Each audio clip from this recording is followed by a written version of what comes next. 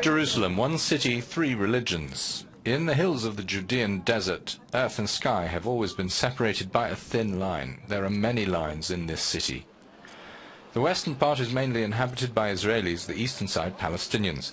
The old city is divided into four quarters: Muslim, Christian, Armenian Orthodox and Jewish. It's believed here Jesus was crucified, Muhammad went to heaven on a winged horse, and the Ark of the Covenant was laid on Temple Mount.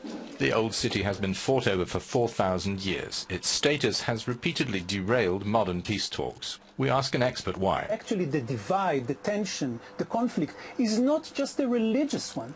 Please remember that there is a national political divide and conflict. So one atop another, the political or the religious conflict is imposed upon the national one, and the two of them together obviously are much harder to solve and are much more bitter. The latest manifestation of religion-based strife in Israel developed around 4 years ago, so-called price tag attacks, mostly anti-Arab hate crimes by Jewish radicals. Palestinian olive trees torn up, their cars burnt, their tombs desecrated, and houses or mosques vandalized with offensive inscriptions.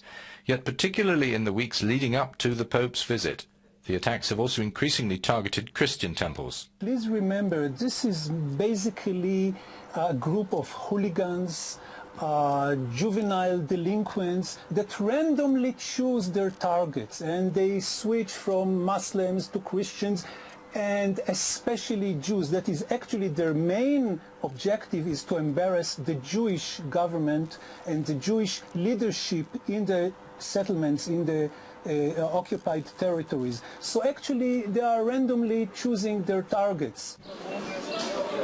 The Israeli security services, Shin Bet, have created a special anti-price tag task force, yet the attacks have multiplied.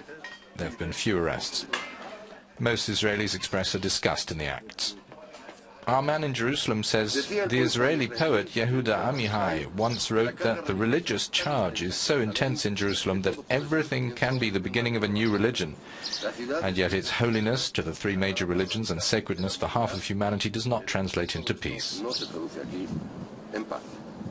Desde Jerusalén, Luis Carballo para Euronews.